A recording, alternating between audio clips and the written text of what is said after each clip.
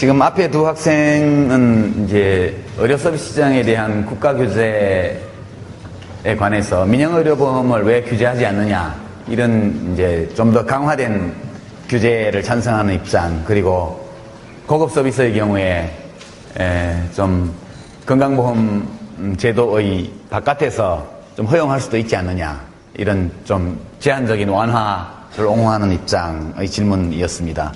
매우 이제 수업 진행에 도움이 되는 질문입니다. 왜냐하면 이제 이 문제를 우리가 후반부에 좀 다뤄야 되기 때문에 소개를 했고요. 문찬미 학생 질문은 이제 이것은 이론적으로 매우 대립되는 입장이 존재하는 이슈입니다. 그래서 이제 철학적으로 보면 어떤 독을 해독하기 위해서 다른 독을 투입하는 것이 합리적이냐 라는 문제와 관계가 있습니다. 먼저 이 기름값 문제부터 좀 짚고 넘어가죠. 그래서 오늘 주제와는 직접 관련되어 있지는 않은 겁니다. 그 기름값 문제 얘기한 것은 이제 정보 비대칭 현상이라기보다는 좀 더 폭넓은 정보의 불투명성, 그러니까 transparency라는 말을 요즘 많이 쓰는데, 투명성, 국제 투명성 기구 이런 것도 있죠. 투명성이라는 것은 모든 것을 누구나 들여다볼 수 있게 열어놓는다는 의미입니다. 불완전 정보라는 것은 비대칭인 경우도 있고 불투명성인 경우도 있습니다. 기름값 경우는 소비자들이 알 수 없다는 거죠, 단순히. 뿐만 아니라 공급자들도 확실히 알지는 못합니다. 전국의 주유소들이 어떤 가격에 이걸 내고 있는지를. 어느 정도 제한적인 정보는 공급자들이 갖고 있고, 또 어느 정도 제한적인 정보는 소비자들도 또한 갖고 있습니다. 동네 주유소 몇 군데는 아니까. 그러나 이제 고속도로처럼 구간 독점이 되어 있는 곳. 그러니까 고속도로는 구간 독점이 30km마다 하나씩 있으면 30km 안에는 하나밖에 없거든요. 이런 것을 구간 독점 또는 구역 독점이라고 얘기를 합니다. 원래는 전혀 독점의 사유가 없는데 특수한 조건 때문에. 또는 주거지에 있는 주유소의 경우에도 가격이 어떻게 이제 팔리고 있는지가 불투명한 것이죠. 이렇게 정보가 불완전한 겁니다. 이 불완전 정보 상태를 해소하기 위해서 인터넷을 통해서 각 주유소의 가격을 공지하는 것은 시장 가격 정보에 대한 시장 투명성을 증가시키는 조치라고 말할 수 있습니다. 근데 가격 정보를 제공하는 행위조차도 어떻게 보면 시장 참가자들의 이 자세 판단에 따른 것이 자연스러운 일이죠. 국가가 규제를 통해서 가격을 신고하도록 의무화하고 그것을 국가기관이 고지하는 방식을 쓴 거죠. 이것은 시장에 대한 국가의 개입이죠. 보통 일반적으로 시장의 불투명성, 가격의 불투명성이라는 것이 하나의 독입니다. 독. 완전 경쟁 시장으로부터 멀어지게 만드는.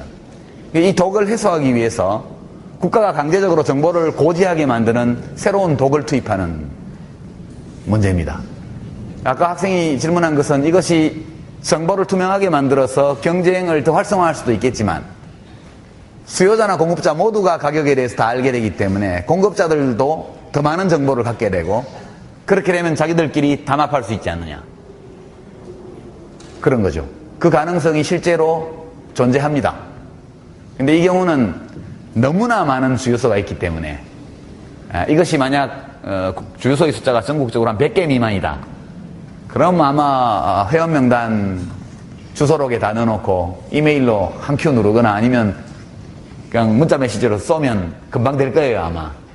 그러나 전국적으로 너무나 많은 수의 주유소가 있기 때문에 우리 경우에는 담합이 형성될 가능성은 좀 낮다, 그렇게 봐서 정부에서 그런 조처를 한 걸로 저는 이해를 합니다. 그러나 어쨌건 이 아까 6가지 조건을 완전 경쟁 시장을 성립시키는 6가지 조건을 들었는데, 그 중에 1개 혹은 2개의 조건이 충족되지 않는 어떤 시장에서 그 독을 해소하기 위해서 국가가 어떤 법적 규제를 통해서 개입하는 일종의 대항독, 해독용 독을 투입하는 이런 정책이 합리성이 있느냐에 대해서는 그래서 매우 높은 수준의 경제학 이론 영역에서 다루어지고 있는 중대한 이슈입니다. 그리고 경제정책의 많은 영역에서 이런 질문이 제기될 수 있거든요. 전공이 보니까 경제학이 아니라서 본 것 같지는 않은데 스스로 그런 생각을 했다면 매우 기특한 창의적인 발상이라 여러분도 박수를 치셨던 게 아닌가 싶습니다. 그죠? 예, 아주 좋은 의견이었습니다. 이제 오늘의 주제로 다시 돌아오죠. 이 아까 두 학생의 발언에 대해서 질문에 대해서 답을 하기 위해서는 당연지정제라는 이 제도에 대해서 조금 이해를 할 필요가 있습니다. 아울러 실손형 민간의료보험 그리고 여기 이 영리법인에 대한 질문은 오늘 안 나온 것 같은데 언론에서는 영리의료법인 이렇게 이제 보통 보도가 많이 됩니다. 그 문제가 있죠. 그 문제들을 좀 다뤄보겠습니다. 아울러서 소개하지는 않았지만 국가의 의료보장을 더욱 확대해서 사실상 무상의료제도로 가는 게 차라리 낫지 않느냐 이런 견해. 특히 민주노동당의 무상의료 공약 매우 매력적인 정책 공약이었습니다. 그래서 이 문제까지 한번 주마간산식으로 한번 다뤄보죠. 당연지정제라는 것은 뭐냐 하면 의료기관은 무조건 건강보험하고 계약된 걸로 간주하는 겁니다. 그러니까 우리나라 의료법은 이게 한 37년쯤 전에 만들어진 법인데 한 번도 전면적인 개정을 하지 않은 채 이렇게 왔습니다. 부분 수정을 하면서. 그 당시는 의사 숫자가 매우 부족하고 의료기관이 아주 부족하고 국민들의 위생 상태가 아주 좋지 않던 시대에 의료법이 만들어졌습니다.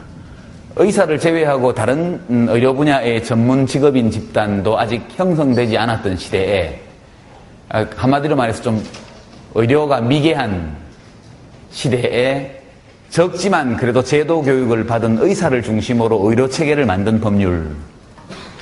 그리고 이제 1977년도에 최초의 의료보험이 도입됩니다. 당시 이 보사부 장관은 신현확이라는 분인데요. 박정희 대통령 시절에 국무총리를 오래 했던 TK 출신의 아주 대부라고 TK 대부라고 일컬어지던 직업관료인데요. 그분에 대한 판단은 박정희 대통령에 대한 평가가 엇갈리는 것처럼 신현학 씨에 대한 판단도 많이 다릅니다. 사람들이. 그분은 몇 년 전에 세상을 떠나셨죠. 근데 그분이 보사부 장관을 꽤 오래 하셨는데 그때 의료보험제도라는 것을 도입했습니다. 최초에는 공무원과 큰 대기업 중심으로 시작해서 나중에 1988년 그 무렵에 와서 전국민 의료보험으로 확대가 되고 이름도 건강보험으로, 국민건강보험으로 이렇게 되게 되어 있습니다. 우리 의료법에 따르면 의료기관은 오로지 의사만 개설할 수 있습니다. 의사만 의료기관을 개설할 수 있습니다. 의사가 아닌 사람은 누구도 의료기관을 개설하지 못합니다. 법인은 할 수 있습니다. 비영리법인, 국가, 지방자치단체, 학교법인 또는 복지법인. 이게 비영리 공익법인들이 병원을 만들 수 있습니다. 그 외에는 누구도 의료기관을 개설할 수 없죠. 이제 이 조항을 폐지하면 의료인만이 의료기관을 개설할 수 있다. 이렇게 되어 있습니다. 의료법에. 그때 의료인이라는 것은 의사를 말하는 겁니다. 그리고 의료인은 의료기관을 한 개만 개설할 수 있다. 이렇게 되어 있습니다. 한 개만. 의사 선생님이 병원을 2개 못 열어요. 우리나라에. 아무리 실력 있는 의사 선생님도. 만약 우리가 의료인만이 의료기관을 개설할 수 있다는 조항을 폐지해버리면 영리의료법인을 허용하는 게 되죠. 주식회사 병원. 어떤 사람들이 야 우리 병원 하나 세우자. 니 투자해 이래갖고 돈을 한 1,000억 원 모아가지고 병원 하나 지으면 되는 거죠. 지어놓고 원장 영입하고 그죠? 전문 경영인으로 원장 영입하고 밑에 의사들 고용하고 간호사 고용하고 병원이 되는 겁니다. 이게 영리의료법인 허용 문제입니다. 의료법에 단 한 줄을 삭제하면 곧바로 영리의료법인이 열리게 되어 있습니다. 지금 제주도에 지난번에 말썽이 났던 그겁니다. 이것이 이제 법률적인 측면에서 본 영리의료법인 문제고요. 말하자면 주식회사 형태로 병원이 생기는 거죠. 이렇게 해서 대한민국 땅에서 설립 허가를 받은 모든 의료기관, 병의원까지 포함해서 여기는 건강보험공단과 자동으로 계약관계가 성립된 것으로 간주합니다. 이것이 당연지정제가 되겠습니다. 그러니까 쟁점이 영리의료법인 허용, 그 다음에 당연지정제. 당연지정제는 당연히 지정된 겁니다. 당연히 지정됐으니까 이게 두 측면이 있는데 온 국민이 다 건강보험 가입자죠? 그죠? 그러니까 병원에 오는 모든 환자는 다 국민건강보험 가입자입니다. 그러니까 모든 병의원들은 이 국민건강보험 가입자들을 진료하고 그 진료비를 국민건강보험공단에 청구할 수 있다. 이게 당연지정제입니다. 동시에 어느 병원도 국민건강보험 가입자가 보험급여의 규칙에 따라서 진료를 요구했을 때 그 환자를 거절할 수 없다는 겁니다. 굉장히 좋은 제도입니다. 몸 아픈 사람이 어느 병원에 가든 거절 못해요. 거절하면 의료법 위반으로 처벌을 받습니다. 이게 당연지정제고요. 그 다음에 이제 우리나라의 건강보험의 보장률, 건강보험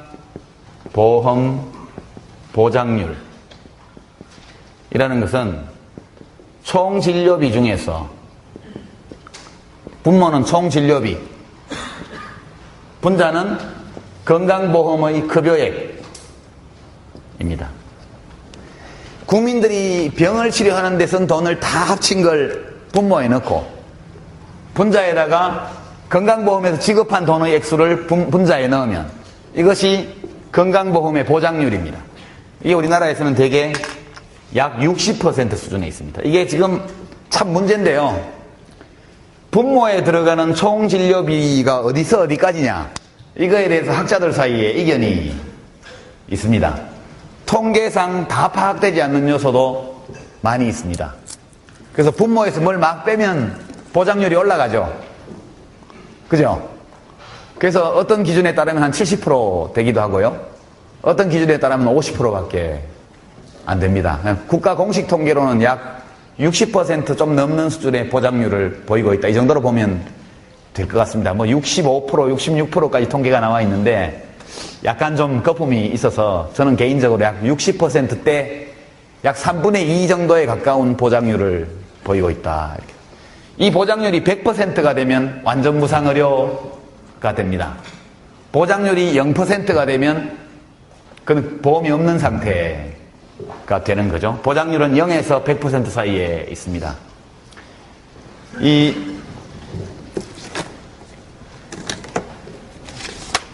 실소년 민간의료보험은 보장률이 60%밖에 안 되니까 40%가 남을 거 아닙니까? 이것을 보험에서 맡아주겠다는 거죠. 원래 국민건강보험이 다 맡아주면 민간의료보험이 필요 없죠. 그러나 국민건강보험이 비급여, 급여 대상으로 인정하지 않는 그런 시술, 서비스 이런 것들이 있습니다. 국민들이 보험료를 많이 내면 다 보장하겠지만 지금 현재 보험료 수준으로는 다 보장할 수가 없으니까 보장할 수 있는 데까지 하는 거예요. 그러니까 병에 걸리면, 큰 병에 걸리면 자기가 부담해야 되는 몫이 남게 되죠. 5천만 원짜리 큰 병에 걸리면. 그죠? 그러면 한 2천만 원은 자기가 부담해야 된다. 그런 내용입니다. 지금은 암 환자나 중증 질환자는 10%만 본인 부담을 하고 있기 때문에 실제로는 그렇게 크지 않죠. 감기 환자들은 한 40% 정도 부담해야 될 겁니다. 지금 아마. 그러니까 경증 질환자는 많이 부담하고 중증 질환자는 적게 부담하도록 지난 10년 동안 건강보험 내용이 많이 바뀌어 왔습니다. 지금은 제가 있을 때 한 일인데 암 환자들은 10%만 내면 됩니다. 간단한 암 수술은 100만 원 미만으로 해결이 됩니다. 이 본인 부담은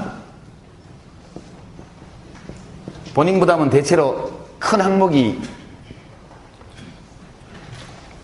진짜 이 보험에 본인 부담이 있습니다. 20%, 30%, 10% 이렇게 얘기하는. 그러니까 건강보험에서 급여를 해줬는데 다 안 해주기 때문에 아까 말한 디덕터블, 공제금, 본인 부담 이런 형태로 10%, 20%, 30% 이렇게 본인이 내게 돼 있습니다. 이것은 환자가 내야 되죠. 가족들이. 두 번째는 상급병실료. 4인실 또는 6인실까지 일반 병실입니다. 그러나 독실, 2인실 이렇게 시설이 좋은 방에 가면 이걸 상급병실이라고 합니다. 상급병실. 일반실이 아니고 특실. 상급병상료가 굉장히 큰 부분을 차지하고요. 그 다음에 이제 특진료가 있습니다. 이것도 이제 문제가 많은데 경북대학교 병원에 오면 다 특진이에요. 특진 아닌 진료가 없어요. 이 특진을 할 수 있는 의사의 조건에 뭐 의과대학 교수 이런 게 들어있기 때문에 경북대학교 교수님들이 하시는 진료는 거의 다가 특진입니다. 그러니까 인턴 레지던트들이 하는 거 빼고 나면 그래서 특진료 부담이 제법 되고요. 그 다음에 그 전에 밥값이 있었습니다. 근데 밥값은 2006년도부터 보험 적용을 해줘서 20%만 냈는데 금년 들어서 50%로 그게 올랐더라고요. 그래서 이게 밥값도 상당히 입원 환자들한테는 크고요. 그 다음에 비급여가 있습니다. 비급여. 비급여는 아직 의학적 효과가 확인되지 않아서 건강보험에서 인정 안 해주는 거라든가 비급여입니다. 이게 비급여. 또는 효과는 있는데 너무 비싼 치료 방법이라서 보험이 감당을 할 수가 없다. 예컨대 재작년까지만 해도 MRI, PET 아시죠? 그게 어떤 기계인지 무슨 몇만 볼트의 무슨 몇십만 볼트의 전기를 전류를 돌려가지고 자기장을 발생시킨 다음에 그걸로 이제 뇌속을 자기 공명 촬영하는 이런 겁니다. PET 또는 PET하고 그 MRI는 좀 다른 장비입니다. 둘 다 굉장히 비싼 장비죠. 두 개를 연결해가지고 PET MRI라는 사진도 찍습니다. 그렇게 하면 우리 뇌속이 3차원 영상으로 나타납니다. 무지하게 비싼 장비인데요. 이거 안 해줬거든요. 그러다가 이제 암, 척추 질환 등등 그런 정밀 조사를 요하는 중증 질환에 한해서는 이것도 2006년도부터 보험급여를 시작했습니다. 임산부들의 초음파 검사 이것도 보험을 못 해줬죠. 근데 이제 횟수 제한을 해가지고 아마 작년부터인가 임산부 초음파 검사도 이제 건강보험에서 맡아줘. 이렇게 야금야금 넓혀지기는 하는데 신기술이 계속 나오기 때문에 보험이 그걸 못 따라갑니다. 그리고 이제 고급 서비스. 예컨대 전담 간호사를 붙인다든가 이런 거 있죠. 그런 것도 보험에서 못 해줍니다. 그러니까 그런 비급여 이게 다 합쳐가지고 전체 진료비 중에서 약 40%를 차지하는 것이죠. 이것도 다 손실이니까 우리 민영의료보험에서 이걸 맡아주겠다. 이래서 계약하는 게 현재의 민영의료보험입니다. 그래서 문제가 되는 것은 이거 좋다 이거예요. 이것도 좋아요. 밥값도 괜찮습니다. 비급여도 괜찮아요. 근데 본인 부담까지 다 해주겠다. 이게 실손형 민영의료보험입니다. 실손형. 실손형이라는 것은 실제 손해가 난 것을 다 물어준다. 그런 뜻이에요. 만약 이렇게 되면 실손형 의료보험에 가입한 사람은 본인 부담이 하나도 없는 거죠.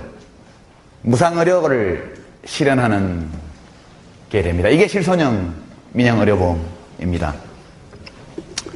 그리고 이제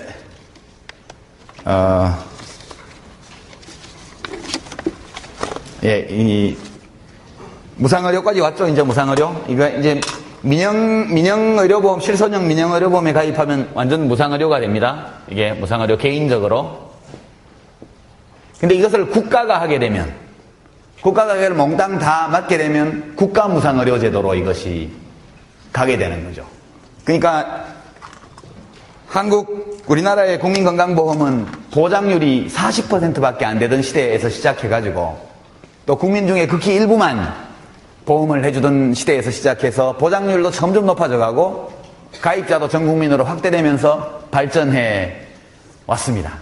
매우 훌륭한 제도고 우리가 다른 나라의 예를 살펴봐서 이런 제도를 일찍 도입했다는 것은 굉장히 자랑스러운 일로 저는 생각을 합니다. 그래서 쟁점을 하나하나 살펴보죠.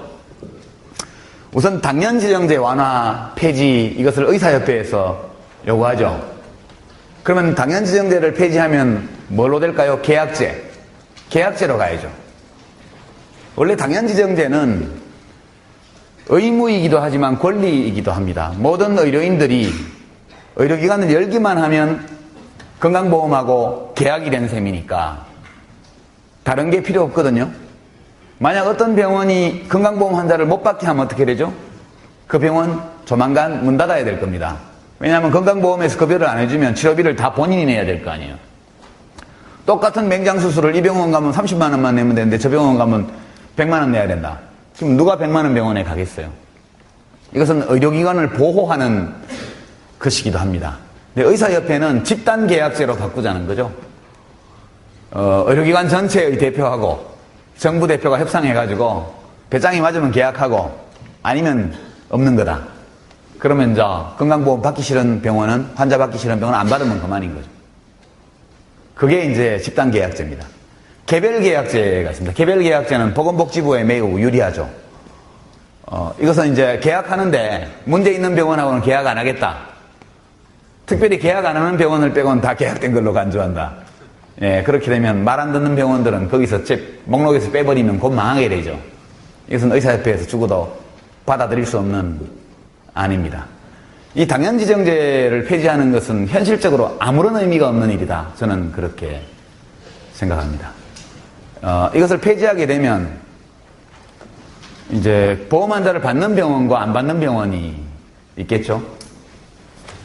그 사람들은 보험 적용을 안 받는 병원에 가지 않을 겁니다. 그럼에도 불구하고 살 수 있는 병원은 안 받아도 살 수 있는 병원이죠. 지금도. 지금 성형외과 병원의 90% 가까이가 1년 내 건보공단에 돈을 한 푼도 청구 안 합니다. 성형수술은 미용 성형은 보험급여 대상이 아니기 때문에 어차피 미용 성형을 주업으로 하는 병원들은 건보공단에 당연 지정이 되어 있지만 거기는 재활 성형을 하는 환자들이 오지 않기 때문에 건보공단이 한 푼도 돈을 줄 이유도 없고 청구할 이유도 없습니다. 치과 중에 3분의 1 이상이 1년 동안 건강보험에 한 푼도 청구하지 않습니다. 치열 교정, 임플란트, 보철 이런 것을 전문으로 하는 치과병원들은 보험 청구를 하지 않습니다. 거기는 일반 치과 환자들이 갈 수 없는 곳에 있죠.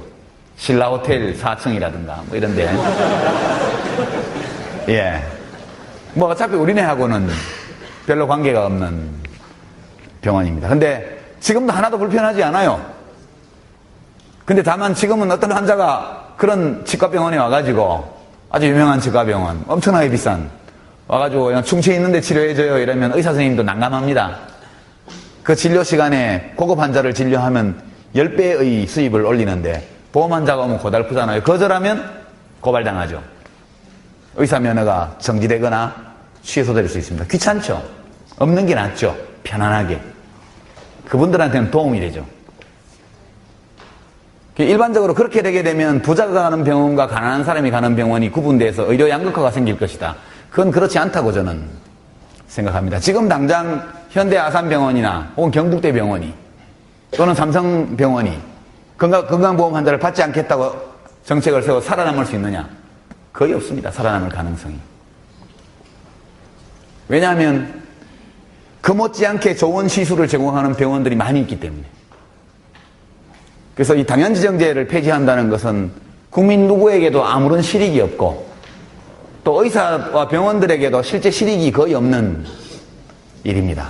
다만 이념적으로는 의미가 있죠. 현행 의료제도를 사회주의 의료제도로 규정하고 시장 원리를 의료 서비스 시장에 전면적으로 도입하자. 이러면 의사 선생님들은 아주 살판이 나죠.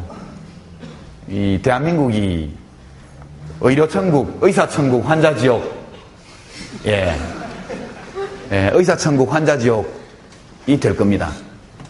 그래서 그 문제는 그렇게 보시면 돼서 어느 장관도, 대한민국의 장관도 이것을 감히 하겠다고 나서는 것이 불가능할 것이다. 저는 그렇게 보고 있습니다.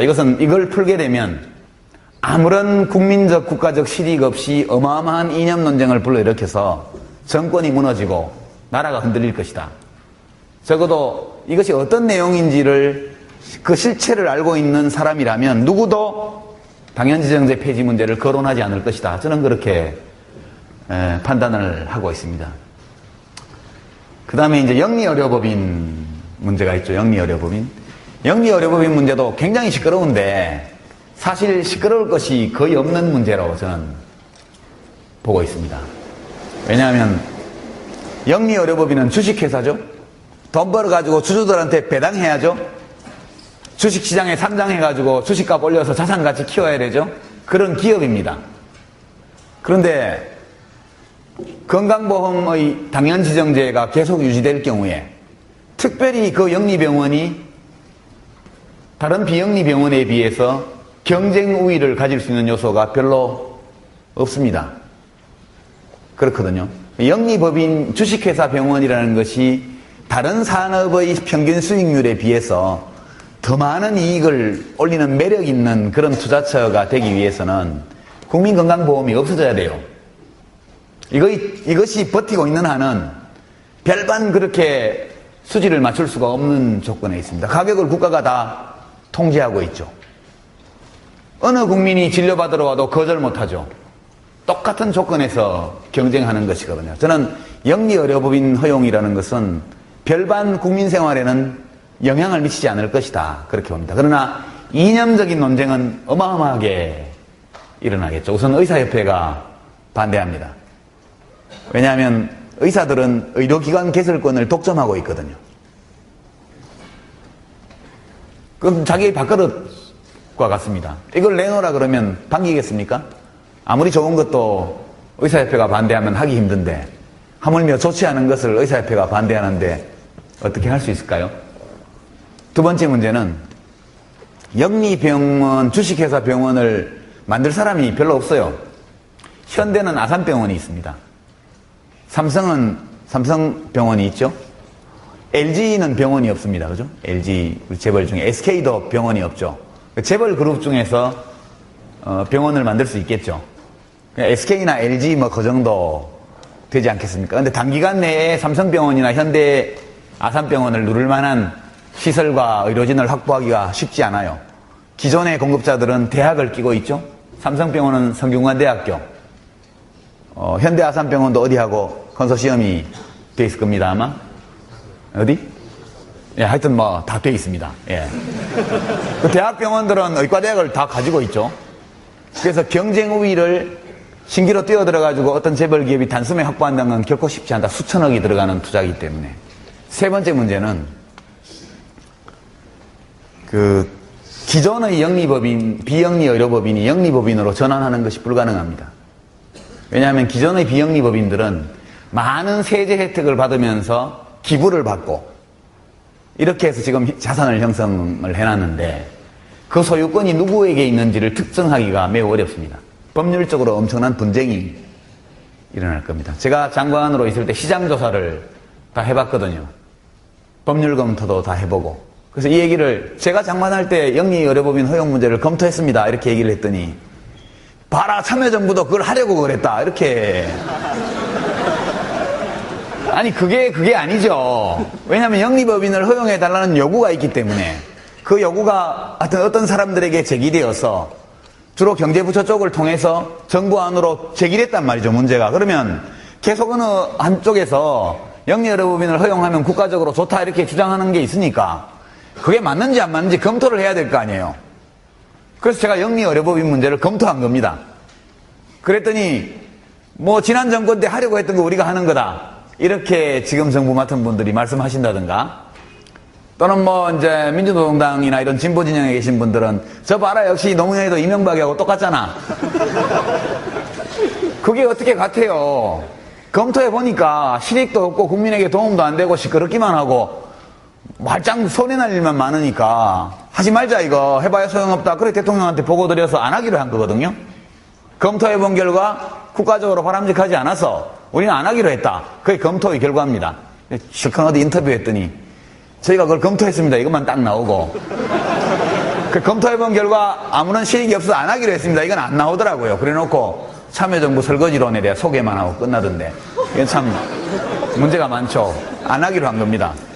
그리고 이제 체인병원, 네트워크 병원 이런 게 있습니다. 예를 들어 치과 같으면 뭐 예치과, 척추 같으면 우리들 병원, 또 뭐 피부과 같으면 고운세상 피부과, 거의 전문가입니다. 제가 원장님들 다 만나봤고, 원장님 이 법 만들면 주식회사로 할래요? 아니래요. 그냥 체인병원, 네트워크 병원은 경쟁력이 있거든요. 자재도 공동 구입하고 브랜드 마케팅도 공동으로 하고 인력 조달도 공동으로 하고 굉장히 그 프랜차이즈 병원이나 이 체인 병원의 장점이 있습니다. 그리고 집중 진료실, 고가 장비가 요구되는 이런 것들은 같이 이용하고 시장에서 나타나는 현상입니다. 이분들은 그냥 그 병원을 합법적으로 할 수 있으면 좋겠대요. 근데 의사는 의료기관 한 개밖에 못 여니까 아무리 유능한 의사가 체인병원을 만들어도 자기 이름으로 할 수가 없잖아요. 그러니까 딴 사람 이름으로 병원을 내놓고 민법상 계약을 해가지고 소유권을 옮겨놨단 말이에요. 명의신탁처럼. 그러니까 회계 처리나 이런 것이 잘 될 리가 만무하죠. 국세청에서 나오면 걸릴까봐 불안해요. 이런 게 바로 반기업적인 거 아닙니까? 그래서 참여정부는 친기업적 정부니까 사실 그랬거든요. 기업을 그렇게 안 괴롭힌 정부는 달리 없었어요. 이런 거 열어주자, 이런 거는 국민민복에 도움되는 거니까 열어주자. 그리고 영리의료법인 안 하더라도 비영리법인들이 얼마든지 해외 부자 환자들을 유치해서 돈 벌 수 있게 해주자. 왜 나쁘냐? 특실 만들고 관광하고 연계하고 이렇게 해서 제주도에도 하고 뭐 서울에도 하고 하자. 그 대신 그렇게 해서 돈 많이 벌면 없는 사람들 공짜로 진료 좀 많이 해주고 수가 올려달라고 맨날 복지부 장관 욕하고 그러지 말고 좀 살살 합시다. 이래 해가지고 그거 다 해주기로 한 거거든요.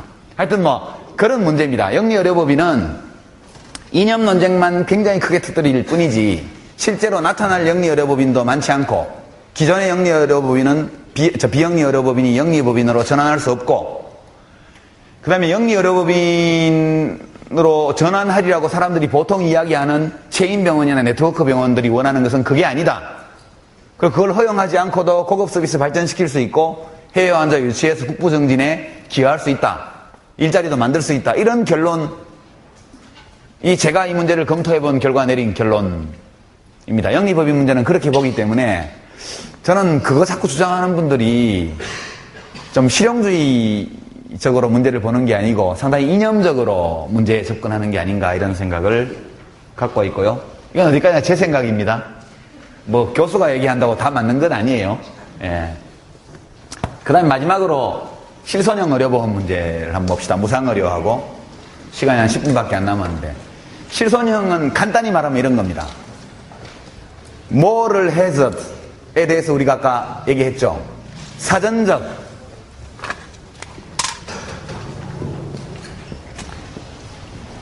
엑스안테 사전적인 moral hazard가 있고 엑스포스트 moral hazard가 있습니다. 이 두 개를 다 예방하는 게 좋아요. 이것은 한 개인의 차원에서는 매우 합리적인 행동이지만 공동선을 해치거든요. 합리적 개인의 이기적 행동이 늘 공동선을 진작하는 것이 아니라 공동선을 해치게 되어 있습니다.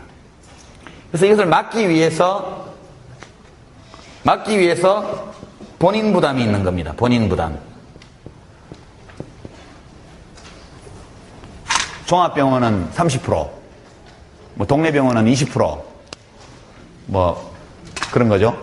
뭐 암이나 중증질환은 10%, 뭐 이런 등등의 모럴 해저드가 나타날 수 있는 그런 가능성이 적은 질병은 본인 부담을 낮게 가져가고 모럴 해저드가 사전사후적으로 일어날 가능성이 농후한 질병군에 대해서는 본인 부담을 높이는 쪽으로 적용하는 것이 이 모럴 해저드를 예방하는 데 도움이 되기 때문에 그 제도가 그렇게 진화해 온 거죠. 이 빗장을 풀어버리겠다는 겁니다. 실손형 민간의료보험이나 이걸 없애버리겠다는 거예요. 근데 지금 국민건강보험에는 본인 부담금 상한제라는 게 있습니다. 본인 부담금 상한제. 건강보험이 급여하는 서비스를 받았는데 그 중에 본인 부담이 10%, 20%, 30%가 있어요. 그게 큰 병에 걸리면 액수가 커집니다. 6개월 안에 200만 원 이상 본인 부담이 나오는 경우 200만 원이 넘어가는 부분은 다 건강보험에서 내주게 되어 있습니다. 어떤 개인이 부담해야 되는 급여 대상인 서비스의 본인 부담금 총액은 6개월에 200만 원을 절대 넘을 수가 없게 되어 있습니다. 여러분은 6개월에 200만 원짜리의 리스크를 예방하기 위해서 민영의료보험에 가입하시겠어요? 그것은 보험으로 커버해야 될 만한 리스크가 아니다. 저는 그렇게 판단합니다. 제가 2003년도부터 이 제도 도입을 주장해서 2005년도에 결국 300만 원으로 6개월에 300만 원짜리 상한제를 도입을 했습니다. 김건태 장관님 계실 때 하도 쫄라댔더니 300만 원 해줬어요. 제가 가서 200만 원으로 다시 내렸습니다. 그 정도면 민영의료보험으로 따로 대비해야 될 만한 수준의 위험이 아니거든요. 그래서 보험의 대상이 될 수 없는 액수입니다. 우리 국민소득 수준으로 볼 때. 근데 이거를 보험을 걸겠다고 해서 지금 선보사들이 보험을 팔고 생보사들이 뛰어들었습니다. 제가 반대했죠. 규제하겠다. 민영의료보험 규제 권한을 복지부가 가져오겠다. 재경부에서. 이렇게 얘기했다가 한바탕 전쟁이 났죠. 예, 이것은 보험으로 대비해야 될 만한 가치가 없는 작은 리스크에 불과합니다. 그러나 비급여는 가치가 있죠. 그래서 민영의료보험은 비급여를 중심으로 상급병실료 이런 것들을 하라는 거예요. 얼마든지 팔아라 보험을. 그러면 세제 혜택이라는 거 줄 수도 있다. 보험료 납입분에 대해서 소득공제를 해준다. 소득세 공제를 해준다든가 이건 다 해주겠다. 그러나 본인 부담 부분은 안 된다. 이것은 모를 해저들을 막아내기 위한 국민건강보험이 가지고 있는 최소한의 빗장을 완전히 풀어버리는 조치입니다. 그래서 이제 이 민영의료보험 같은 경우 함부로 풀게 되면 굉장히 큰 부작용이 생긴다. 예를 들어 볼까요? 여기 19세 미만 없죠? 예, 19세 미만이 없고 모두 성인으로 알고 제가 예를 들겠습니다. 2006년도에 어느 날 보고를 받아보니까 여성들이 병원에를 많이 갔어요. 여실금이 뭔지 아시죠, 여러분? 여실금은 뭐 괄약근 기능 이런 것과 아마 등등 관련해서 소변이 새는 그런 질병입니다. 남자들은 전립선, 여자들은 여실금. 이게 이제 노년기로 들어갈 때 또는 중년기에 많이 나타나는 질병입니다. 그런데 여실금 수술 건수가 한 10배쯤으로 늘었더라고요. 그 전년도에 비해서. 이상합니다. 갑자기 왜 여실금 환자가 많아졌을까? 그러더니 그 다음에는 더 많이 늘었어요. 그래서 한 2년 사이에 한 17배인가로 이렇게 늘었고 여실금 수술에 대한 보험급여가 수백억 원이 지출됐습니다. 이렇게 조사를 했죠. 갑자기 대한민국 여성들의 여실금 수술이 많아진 이유가 뭐냐? 그랬더니 예쁜이 수술을 하고 똑같답니다. 의료적으로 구분할 수 없대요. 그러니까 중년 여성들 사이에서 예쁜이 수술이 막 번지면서 근데 왜 그전에는 안 하다가 갑자기 왜 할까? 봤더니 몇몇 선보사에서 여실금 보험을 팔았더군요. 여실금이 걸리면 300만 원 준다. 500만 원 준다. 이런 보험을 무지하게 팔았습니다. 어마어마한 손실을 받겠죠. 그 회사들이. 왜냐하면 여실금 수술에 대한 본인 부담은 30만 원밖에 안 돼요. 한 100만 원짜리 시술이기 때문에. 본인은 30만 원만 내면 돼. 수술만 받으면 보험회사에 300만 원을 받게 돼 있습니다. 그러니까 수요자 입장에서 보면은 이쁜이 수술을 받고 의사는 여실금 수술로 건강보험공단에 청구하고 그리고 보험회사는 300만 원을 줘야 돼요. 그래서 여실금 수술이 그렇게 늘어난 겁니다. 아직도 끝나지 않았어요. 그래서 그 보험 상품을 개발했던 임원이 이것이 민간보험이 공보험에 피해를 준 최초의 극단적인 사례입니다. 예쁜이 수술에 대해서 원래 비급여입니다. 그건 비급여. 근데 여실금 수술과 구분할 수가 없기 때문에 심평원에서 아무리 조사를 해도 의사 선생님이 여실금 수술 받았다고 그러고 얘기를 하고 또 치료받은 사람이 나 그거 받은 거 맞다라고 얘기를 하면 두 사람 다 그렇게 이야기할 인센티브를 가지고 있거든요. 그러니까 증거를 발견할 수가 없는 거죠. 그러니까 그냥 돈을 계속 내주는 겁니다. 민영의료보험에서 만든 상품이 잘못 설계 되면 공보험의 재정에 막대한 영향을 미치게 되어 있습니다. 물론 건강보험이 본 손실은 보험회사가 본 손실에 비하면 아무것도 아니죠. 그러나 만약 본인 부담금의 빗장을 완전히 풀어버리게 되면 그러면 국민건강보험 전체에 그런 현상이 벌어질 수밖에 없다. 저는 그렇게 봐서 민영의료보험이 실손형 보험이라는 이름으로 건강보험 급여 서비스의 본인 부담금을 맡아주는 것을 반대했던 겁니다. 근데 생보사까지 지금 다 뛰어들어가지고 보험의 일종의 미끼 상품으로 그걸 판매하고 거기 얹어서 종신보험을 판매하는 것이 주목적입니다.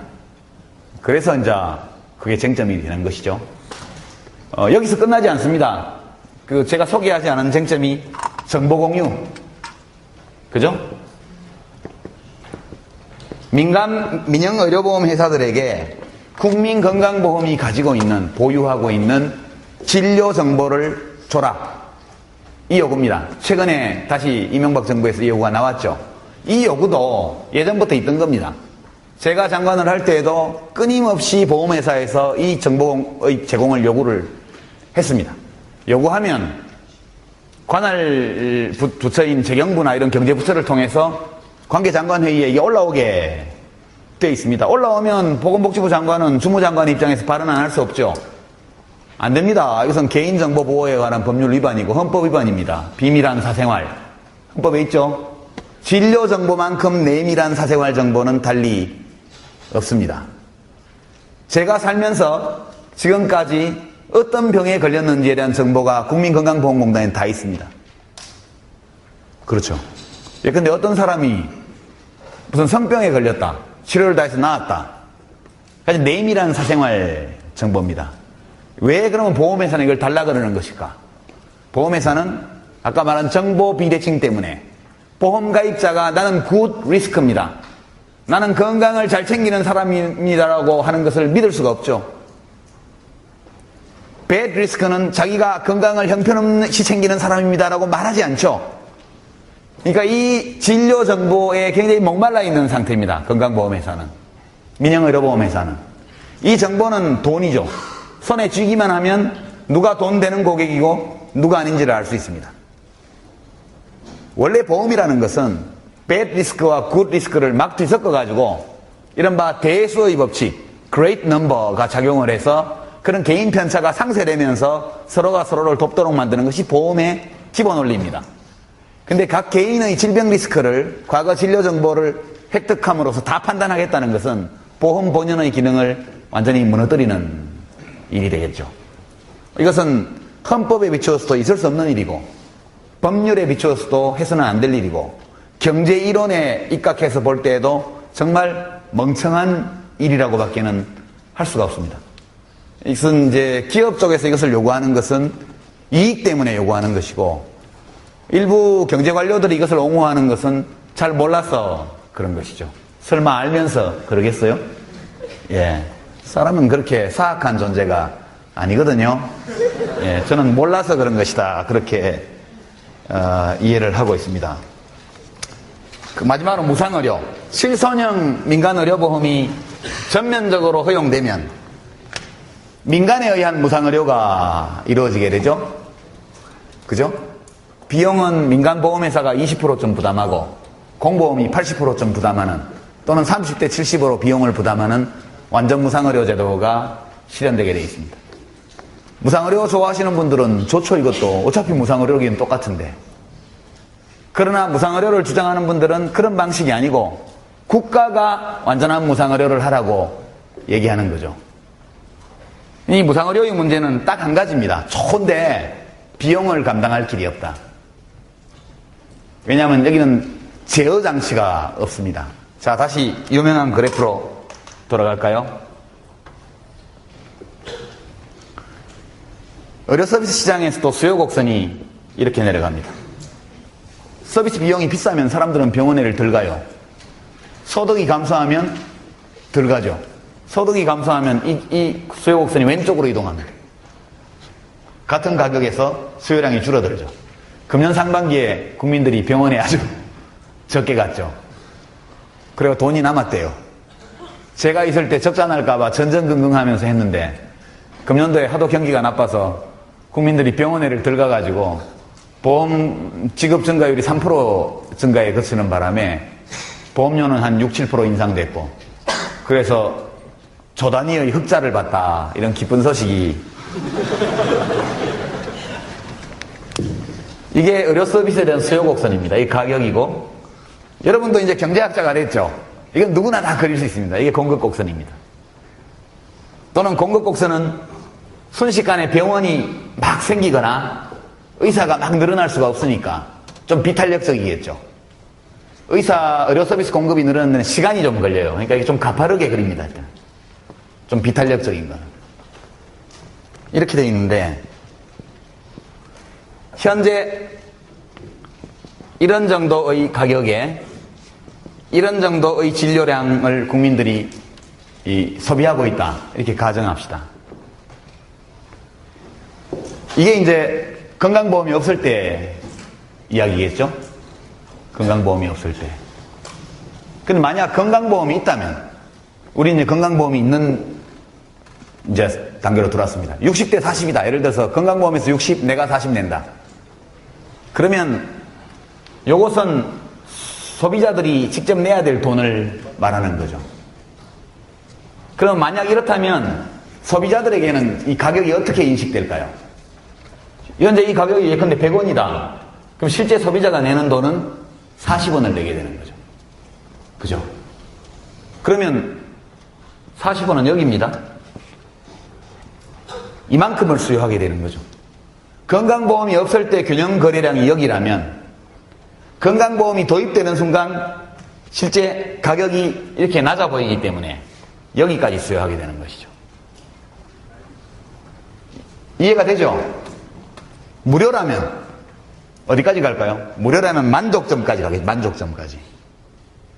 무료라면 내가 필요를 느끼는 만큼 진료받을 겁니다.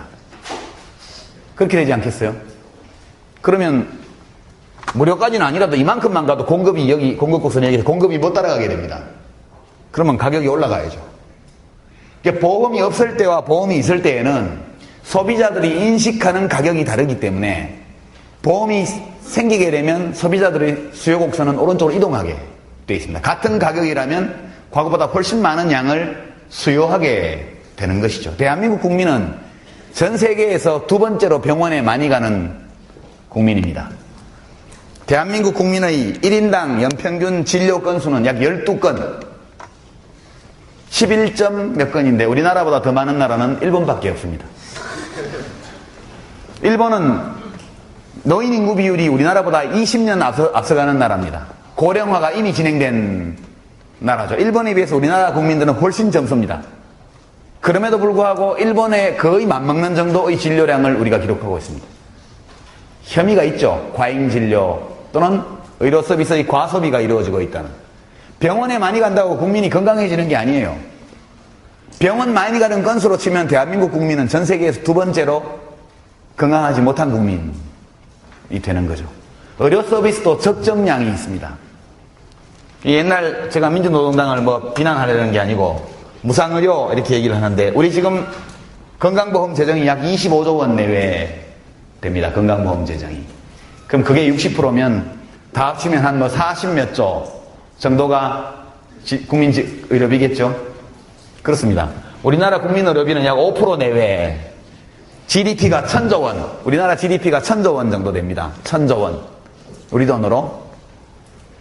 예. 그 1인당 GDP가 우리가 4,900만 정도 되니까 한 2만 불. 그래서 된 거죠, 그게.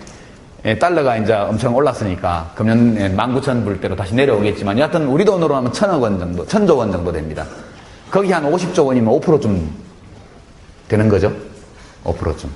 국민의료비 5% 정도를, GDP 중에 5% 정도를 국민의료비로, 우리가 의료비로 쓰고 있는 나라입니다. 이렇게 계산하면 무상의료를 실현하기 위해서는 약 16조 내지 17조 정도의 돈만 있으면 본인이 부담하는 저 돈을 다 내줄 수 있잖아요. 그럼 현재 25조면 거기에다가 한 15조 내지 한 18조 정도 얹으면, 넉넉 잡아 20조 얹으면 되죠. 무상의료가. 그렇게 계산했습니다. 그래서 부유세를 걷어서 20몇 조를 만든 다음에 절반씩 쪼개갖고 반은 무상교육에 쓰고 반은 무상의료에 쓰자. 무상교육은 됩니다. 무상교육은 학교를 하루에 2번 갈 수는 없잖아요. 예, 무상교육은 교육이 무료라고 해가지고 사람들이 더 많이 시키지 않아요. 지금도 다 어차피 학교 다니니까. 소비량이 한계에 이미 와 있는 시장입니다. 의료 서비스는 가격의 변화에 따라서 수요량이 엄청나게 변화하는 그런 시장입니다. 그러니까 그 계산은 50조를 걷어서 예를 들어서 25조를 무상교육으로, 이건 오케이.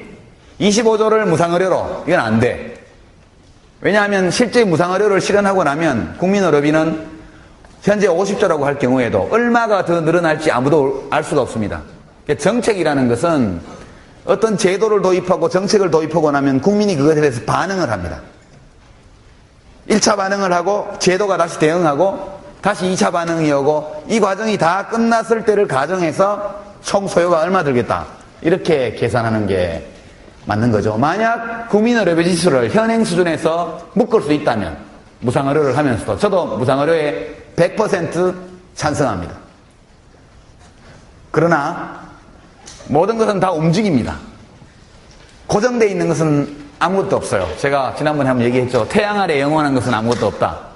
고정되어 있는 것은 아무것도 없다. 불변인 것은 없다. 태양조차도 언젠가 없어진다고 그랬죠. 태양도 언젠가는 없어집니다. 태양조차도 영원하지 않은 거죠. 어떤 정책을 도입할 때는 그 정책이 국민들 속에서 일으키게 될 행동이 어떤 것인가를 봐야 합니다. 그리고 그 적응 행동이 다 완료되어서 최종적으로 새로운 균형 상태에 도달했을 때 국민 의료비가 얼마 들 것인가, 이것을 판단해야 되는 것이죠. 제가 볼 때는 최소한 지금의 2배 이상은 들 것이다. 이제 외국에서 사실상의 무상의료 제도를 실현하고 있는 나라의 국민의료비 비중, GDP 대비 국민의료비 비중은 대개 13%, 적은 곳이 11%, 높은 곳이 15% 이렇게 갑니다. 지금 우리가 5%를 쓰고 있거든요. 그 나라들은 국민소득이 3만 불, 4만 불이기 때문에 또 의료 서비스는 소득이 높을수록 소득보다 수요가 빨리 늘어나는 소득 탄력적인 서비스입니다. 그러니까 약 4배, 약 100조 원 정도에 해당하는 재원을 만들어야 할 것이다. 이것을 건강보험료로 조달하는 경우에는 건강보험료가 지금의 4배로 올라야 합니다. 제가 지역가입자한테 한 12만 원 내거든요. 뭐 국세청 자료에 이거에서 저한테 매긴 게 12만 원 정도, 제가 단독 가구로 지금 대구에 돼 있기 때문에. 그러면 50만 원 정도를 내야 무상의료가 되는 거죠. 그리고 지금 한 20만 원 내는 사람은 100만 원 정도를 내야 됩니다. 100만 원이면 현재 미국의 민영의료보험 1인 가구 보험료에 해당하는 액수입니다. 그리고 그 정도면 되게 지금 독일이 한 14%, 13점 몇 프로 이렇게 될 텐데 되게 그 정도에 육박하는 정도의 소득 대비 비중을 차지하게 되어 있습니다. 그래서 이 정책이란 그래요. 이데올로기는 쉽습니다. 꿈을 머릿속에 넣고 그림을 그리면 목표가 나와요. 그런 것들을 이야기하는 쉽습니다. 그러나 그 목표에 도달하기 위해서 늘 이기적으로 생각하고 이기적으로 행동하는 4,900만의 국민이 이 제도에 대해서 어떻게 대응할 것인가, 여기까지 감안하지 않으면 구체적인 정책이 안 나오는 것이죠. 현재로서 민영의료보험이 40% 맞고 국가가 60% 맞고 무상의료를 하든, 또는 국가가 100% 맞는 무상의료를 하든 국민의료비 지출이 GDP의 10% 수준으로 올라갈 것이라는 것은 비교적 확실하게 이야기할 수 있습니다. 그리고 국민들에게 이것을 물어보기 위해서는 여론조사를 뭘 해야 되느냐, 영리법인 찬성하십니까? 무상의료 찬성하십니까? 이렇게 물어서는 안 됩니다. 현행 제도와 지금보다 4배 정도의 보험료를 내는 무상의료 제도 가운데에서 당신은 어느 것을 택하시겠습니까? 이렇게 물어봐야 됩니다. 제가 볼 때는 후자를 택할 국민은 거의 없을 것이다. 그렇기 때문에 민주노동당, 진보정당들의 무상의료에 대한 그 매력적인 공약이 왜 국민들의 마음속에 반향을 일으키지 못하느냐. 국민들 모두가 그것을 다 좋다고 생각하지만, 그리고 논리적인 이유를 다 분석할 수 없지만 무언가 좀 이상하다. 예, 무언가 좀 이상하다고 느끼기 때문에 호응하지 않는 거예요. 예, 그래서 시간 넘었다. 너무 오래까지 잡아놔서 미안합니다. 오늘 질문서를 내신 학생들 거 중에 언급하지 않은 것들은 제가 잘 검토해보고 다음 주에 다시 얘기해드리고요. 너무 늦게까지 잡아놔서 미안합니다. 자, 수고했습니다.